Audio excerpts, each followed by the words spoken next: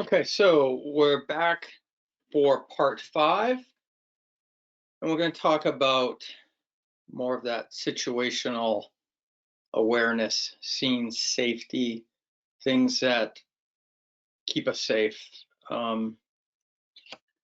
Excuse me. I've, I've done this a long time, and I would not have continued to do this if I thought it was inherently dangerous. There was a risk of danger, there was a risk of violence against us, certainly. But I also believe that that risk is there day in, day out for us. I've had people call me paranoid, but I'm always looking out for myself and those around me. I've always got my eyes open, my ears open, and I position myself so that I can avoid trouble. Avoiding and avoidance is the best means of dealing with violence and injury. So let's get into it. Tunnel vision. Tunnel vision is where all you're doing is looking at one thing.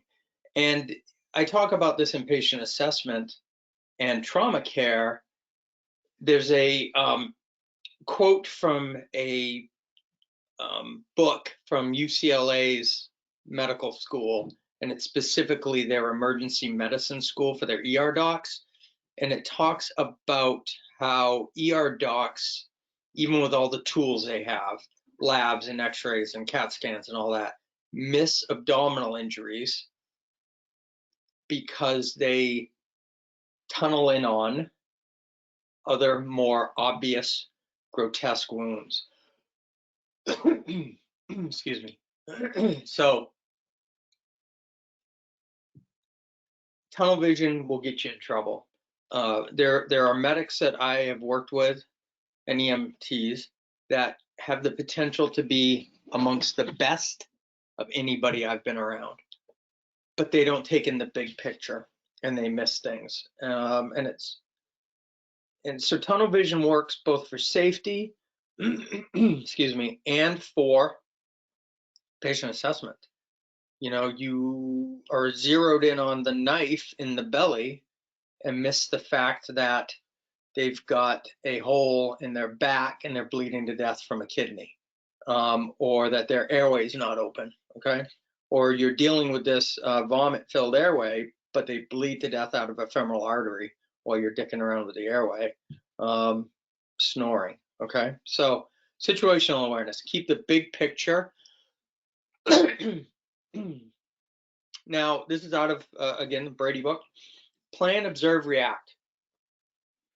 Always have a plan, always observe, and react to things that you see. Now, concealment hides your body. I was taught in the Army, cover and concealment. This is concealment. Now, somebody can shoot you through that bush, certainly, but it's harder to shoot you or throw a rock at you, for that fact, if they can't see you. It's harder to hit you if they can't see you. Whereas this cement wall, this retaining wall and dirt behind it provides you a level of protection against projectiles. Now, if you are down behind this wall, you don't want to be sitting there. You don't want to be staring at each other this way because you don't know what's coming at you and from where. So, and somebody else knows that you were just standing up and ducked down behind the wall, that's where they're going to come to. You need to be moving laterally away from the threat behind the cover that you're utilizing. General Mattis, when he was still a Marine, had a meeting of his like brigade and division leaders, and this is not his, he did not originate this quote, but I think he's probably the most famous one to say it. Be polite, be professional, but have a plan to kill everybody you meet. Now, what that means is always be polite, always be professional. It's easier to diffuse an event before it becomes an event. It's easier to keep an event low key than to have to respond to it with violence to save yourself. but always have a plan to get out of any trouble that you're in. Excuse me. Now, Jeff Cooper was a retired Marine lieutenant colonel who back in the 50s or 60s developed a company and a training center in Arizona called Gunsight. And Gunsight is world famous for self-defense classes, shooting classes for civilians, military, law enforcement, and whatnot. And he came up with this color code, which was based apparently at the time on a Marine Corps thing that they did. But condition white is you know nothing about what's going on around you. You are strictly zeroed in on one thing. Basically, you should be in white only when you're asleep or when you are in an area of absolute security. So the example I used before about sitting watching the Red Sox game, you know, I'm watching the Red Sox. My wife's in the kitchen bitching at me about something, and I'm just not listening. I don't know what she's saying. All I'm listening to Remy talk about a play that just happened. That's white. I have no idea what's going on around me. Yellow is situational awareness. Yellow is you walk into Walmart and you know within 20 feet of you where the people are, what they're doing. You're not staring at them, you're not focused on them, but you've got your eye out. You know what's going on. And as you get to the back end of Walmart, the back wall where, you know, that back bathroom is in the shoe department, for example, if the lights go out, which this happened to me one time, the lights went out and one little safety light all the way at the front of the store came on. I knew that there was nobody in my aisle with me at that moment. I already knew it. I just pulled out my flashlight, held it in my hand, so that if somebody was coming towards me, I could light them up and see what their intention was. Because at the time that the lights went out, I'm listening to people yelling and screaming and running into things, and you know, the sound of things being stuffed into jackets and stuff. So yellow is I'm aware of what's around me. I know where the exits are. When your mind notices a potential for an issue, you go into orange. And orange is there is a potential threat. I need to assess better, and I need to come up with a plan. And no pun intended, that plan has a trigger point. That trigger point is if this happens, I will do this. Acting on that plan is condition red. So I'm standing in Walmart, I pull my flashlight out, I'm in yellow. When the lights go out and I pull out the flashlight, I go into orange and I say to myself, okay, if I hear somebody running towards me, I'm just gonna light them up with my flashlight, make sure they're not a threat to me, make sure they just don't run into me because they don't see me, much less, you know, wanting to intentionally do violence upon my body. But I just want to let them know I'm here and I want to know what's going on. So I'm standing in the dark, just listening, waiting for the generators to kick in, and the lights come back on, I go back into yellow. But if somebody come running towards me, I hit them with the flashlight, that's red. Red does not necessarily mean you are acting violently towards somebody. It just means you're acting on that plan. In EMS, we do this without thinking about it. We walk into a house, hopefully we're never in white on an EMS call. But as we approach the scene, we're told we should do a scene size up. So as we approach the house in the ambulance, we happen to notice that, oh, there's a dog fence, a dog pen on the side door, and it's a 2-foot tall fence with a small leash. How big can that dog be?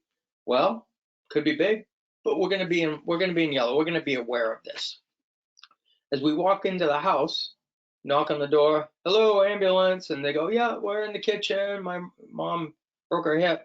And you walk in, when you turn the corner and you see her on the ground and you see the leg pointed the wrong way, you go into orange and you say, okay, I'm going to come up with a plan. If when I assess her CSMs, she has no pulses or sensation in her foot, then we are going to do this, okay? If she's got good pulses, good sensation, she can wiggle her toes, she has good radial pulses, then we're gonna handle it this way, okay? So if everything goes the way I want it to go, I stay in orange, but I keep an eye on that pulse, right? If I walk in and my patient is asthmatic and they're having trouble breathing, I go into orange because, you know, trouble breathing is a potentially life-threatening event. And I do my assessment, and they're wheezing, they're a little tight, they're having a little work of breathing, they're a little tachypnic, their SATs are okay, so they're compensating all right.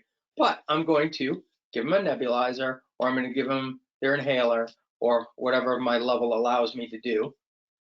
But if their SATs drop, if they can no longer speak a full sentence, if they become pale, cool, diaphoretic, right, then I'm going to hit them with an EpiPen. I'm going to bag them. I'm going to intubate them. Whatever your plan is, that orange you now stay in until either you have to go into red and start bagging them, or they get better and you can drop back to yellow again, okay? So it works in EMS as well as it works in the restaurant while you're sitting there waiting for your meal and you happen to notice the couple away across from you and you happen to, you know they're there, but you hear him call her a bitch and you go, oh, crap, right? You immediately go into orange because domestic violence is often a fatal event involving bystanders, and you make your plan. If he does this, I will. So you put your cell phone out, you set it on the table, you know, you pull up the phone so you can call 911 if you need to, right? Or the smoke's rolling out of the kitchen and your steak's late and you're like, ah, crap. All right, well, if the fire alarm, I'm in orange, if the fire alarm goes off, then I will call 911 on my way out the fire exit right next to me, okay? So it's just situational awareness. White, I'm sleeping, I'm locked up in my dungeon, whatever, right? I've got no concerns. Yellow is basically any place that you are exposed to anything or anybody else. I'm just situationally aware of everything around me. Orange, I've got a potential threat of some sort. I have to make a plan. If I set that plan in motion, now I'm in red. You can follow this when you think about that acute alarm stage. Orange, you're starting to, your heart rate's up a little bit, but when red is where you have to go into sympathetic fight or flight. Now, policeone.com is a police journal, and I found this very interesting. They were talking about these color codes. And it says, if you are attacked in condition white, you may very well die, unless you are lucky. I would prefer not to depend on luck. As we've seen on a number of occasions, the bad guys don't always back away from us. Remember, this is a police trainer speaking to police officers. They don't always back away from us, creating distance. Sometimes they come right at us. If you're not prepared for that, you get overwhelmed. A number of officers have been caught off guard and couldn't believe the fact that even though they shot this guy, sometimes multiple times, they're still coming at you. If you read about the battle in Somalia, in Mogadishu, Somalia, the book and movie Black Hawk Down is about, there's a lot of accounts in there of these Somalians, these militia, being shot multiple times with M16s and 4, 5, 6 rounds passing right through them, which is a round issue, which they fixed. But why are these guys still fighting and killing some of our people? It was drugs. I don't remember the drug they used, but it's basically a methamphetamine, and we have a meth problem in the U.S. People on meth and cocaine and bath salts don't feel pain the way the rest of us do. So the problem is we expect when we issue a command that people back away, and not everybody does that. So even police officers who have been trained in this can't believe the fact that these guys are still coming at them. So you need to be aware of the fact that sometimes these bad guys will continue to attack you even if you are backing away or doing something to defend yourself. So why were they caught off guard? They'd never been trained for that. They'd always been taught, you know, on the range, you see guys, if you do any of these YouTube videos and you watch these training things, guys will take 2 shots at a target, drop the gun towards the ground, and look to the left, look to the right. That's how they're being trained. They're trained, take 2 shots, then look around. Well, you take those 2 shots and drop the weapon, those guys may still be returning fire or coming at you still. You throw a rock at somebody, don't turn your back on them, right? You throw your O2 tank at somebody, don't turn your back on them. Understand that some of these people will continue to attack you. Now, there are no rules in a gunfight, simple things you can do to help yourself. Now, I've had people say, well, I don't know if this is appropriate for an EMS class. I think it is. There's like 20 of these rules. I don't include all of them. I include the ones that, well, there's 1 or 2 that I think are funny and I enjoy. But the rest are things that absolutely apply to us because we don't have a gun in theory, right? Don't carry a gun on an ambulance. Don't get yourself in trouble. That's a whole nother topic I'm not getting into. But there are no rules in a fight.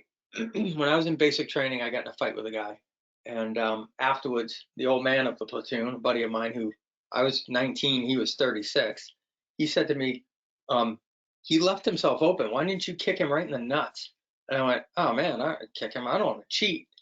And he said, dude, there is no cheating in a fight. You win a fight or you lose a fight. There are no rules. And he said, look at my mouth. And he had a bunch of broken teeth, part of why he joined the military. He had gotten jumped in a bar and the guy kicked him in the face several times and broke out a bunch of his teeth. And he had the chance to end that fight earlier and didn't. So that has always stuck with me, right? There are no rules in a fight. You fight to win. You do whatever's necessary to fight. And I'm not a fighter, don't get me wrong. That's like the only fight I've been in as an adult, other than being jumped on an ambulance or whatever. But so there are no rules. Do what you have to do. So bring a gun, preferably bring at least 2 guns. Bring all of your friends who have guns. I love that one. Now, anything worth shooting is worth shooting twice. Ammo is cheap, life is expensive. We're not shooting, right? We've got expensive equipment.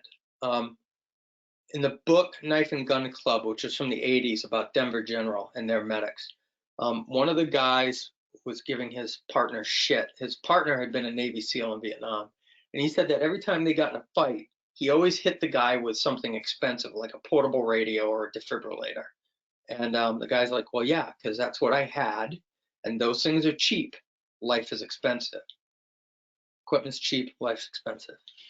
Now, if your shooting stance is good, you're probably not moving fast enough or using cover correctly. We're not shooting. We should not be in a shooting stance. We need to be moving. We need to move in a fight. We need to put distance between ourselves and them. And this is whether they're armed or unarmed. Distance is your friend. It's like nuclear weapons. Distance, time, and shielding. The more distance you can get with the more things you can get in between and the less exposure time, the healthier you're going to be. Move away from your attacker. Distance is your friend. Remember I said you should be moving laterally. Do not move straight forward, straight backwards, because you are still an easy target. A 9mm will travel 7 yards just as well and just as on target as it will 20 yards if you're straight front and back. Move sideways or move diagonally. Okay, in 10 years, nobody will remember your tactics, your detail, your caliber. They only remember that you lived. They're not going to remember that you ran away screaming like a little child, wetting your pants. They're just going to remember, oh man, Kevin got shot at 10 years ago, and oh man, nothing happened. Good for you. Okay. If you're not shooting, which we are not, you should be communicating, reloading, and running. And when I say reloading, I'm talking rocks, sticks, pictures, picture frames, tables, chairs, anything you can get your hand on to throw at them. Okay. Always cheat, always win. The only unfair fight is when you lose. Remember my buddy Mitchell. Have a plan and have a backup plan, because your first plan will not work. There's a military saying that all plans fail first contact. So you can have this great battle plan. I'm going to sweep around this end and bam, and it's going to fail. You have to have a backup plan. So I am going to call on the radio for help. I was being strangled one day on an EMS call, and I tried to, airways are usually open in strangulation. So I'm on the radio screaming for help, and my radio didn't work. My radio was not putting out. I get a reply back, EMS, are you calling? I can't understand you. And it was the radio, okay? My backup plan was my partner with a mag light, but she wouldn't hit him with it. So use cover and concealment as much as possible. Now flank your adversary when possible. So from the sides, it's harder to get punched if you're to the side of somebody, okay? You're to the left lateral side of somebody, they can reach you with one hand. You're in front of them, they can get you with two, all right? Protect your flank. Don't drop your guard. That's situational awareness. Always tactical load and always threat scan 360. Always know what's around you. Now, when I talk about flank, the red box is the angry guy. The two blue circles are you and your partner. You are the lower blue person in this scenario, and you are talking face to face with this person. Remember, I've said it's easier to keep things at a lower level and to keep things de-escalated than it is to after it's escalated, okay? So being calm, cool, and collected, and this is from, I believe it's called MOAB, which was a training program that a lot of hospitals went to at one point. Basically, it goes against everything I've ever thought about, but you're the lower blue circle, you're face to face, out of arm's length, your hands are in your pockets, you're kind of standing back on your heels a little bit, you're in a non-threatening posture, and you're talking softly and quietly. In fact, almost whispering, because there's a great saying, calm begets calm. If you square off against him with 1 foot back a little bit, a fighter's stance, and your hands are clenched, you're egging him on. You're challenging him into a fight. Now, your partner, the blue circle to the right, is off to his left side. Now, he can see this. He can see your partner out of the corner of his eye, so it's less of a threat. If your partner was standing behind him more, then he'd be nervous about having people on both sides of him, and you'd amp him up. But this allows you to have flanking security. Now, you notice at the bottom right, you've got a hinged arrow. That's a door. So that is your means of egress. At the first sign of escalation by the bad guy, the red box, he takes 1 step towards you. He's now off balance. Your partner moves forward, pushing with both hands, shoving him basically on the shoulder and throwing him off balance to his right. You shove him. He's going to fall down, hopefully, because he's off balance, and you're now both heading for the door, and out the door you go. You're creating time, distance, and shielding at this point. Now watch their hands. Hands kill. In God we trust. Everybody else, keep your hands where I can see them. I went into I was cleared into a suicidal patient's house one day by local law enforcement. And these were guys I trusted with my life. But when I walked in, the patient was sitting on a couch. The officer was to his right side, lateral to him, about 6 feet at the end of the couch. I walked in, walked up to the patient, said, "Hi, my name's Kevin." Looked at him, looked at the cop, looked at the shotgun on the back of the couch. Looked at him, looked at the cop, looked at the shotgun on the back of the couch. Looked at the cop and went, "What about the fucking shotgun on the back of the couch?" And the cop went, "Oh my God, I didn't even see it. I was just looking at his hands." So watch their hands. Hands kill, but don't tunnel vision in on the hands. Okay, keep your eyes open for anything else. It can be a weapon. Now, in the movie Roadhouse, Patrick Swayze says, "Be polite, be polite, be polite until it's time not to be polite." And I'll tell you when that is, right? So be polite, be friendly, but when it's time to react and be aggressive enough and do it quickly enough so that you can finish that fight fastest. If you can, the faster you finish it, the less shot you will get. The last shot, the less stab, the last kick, the last beaten, okay? Oh, here again, be polite, be professional, have a plan to kill everyone you meet. Now, be courteous to everyone, but friendly to no one. And I don't like the last half of that one. I'm courteous to everyone, and I try to be friendly to everyone. Um, in the beginning of my career, when I had partners that were a little older, who were a little more aggressive towards people, I got in more fights on the job. I got attacked more frequently.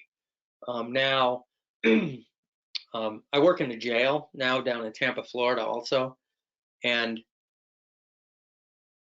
I try to be friendly with those guys. I don't tell them I don't give names and information, all that, but I talk to them.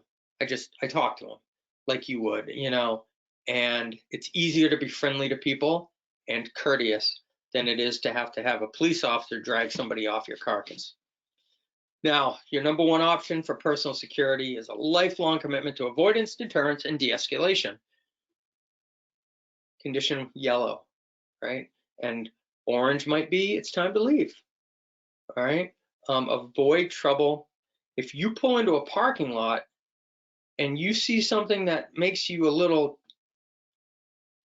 nervous, then don't stop. Just try. You can come back to Walmart later. Okay. Avoid problems. Always leave, excuse me, 2 car lengths in front of you when you pull up to a stoplight. Keep your eyes on your mirrors. Carjackers come up to cars from behind. Okay. Don't have your windows down. One of the things that these carjackers have a history of doing is walking up with box cutters and cutting your tricep as it's sitting on the windowsill. And once they cut that tricep, you just grab it with your other hand and they drag your ass out of the car and they steal your car. You can have my car. I want my tricep intact though. Okay.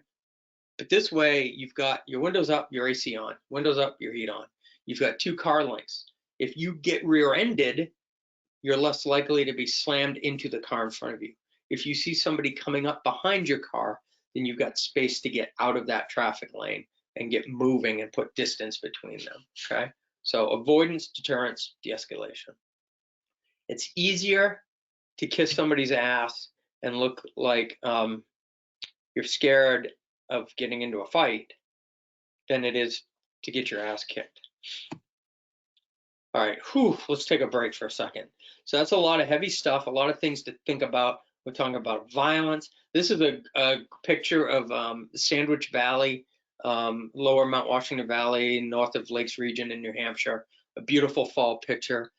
It's calming, and it's New Hampshire, right? So it doesn't matter whether you're New Hampshire, Vermont, Maine, Western Mass, Northern New York, the Adirondacks, the Blue Ridge Mountains. It doesn't matter where you are in the country. There are places where we say, it's not going to happen to me. Look it's a beautiful little backwoods area. It's beautiful. So here in a minute or two, let's swap up. We're going to talk about some things that happen to EMS in some of these small communities.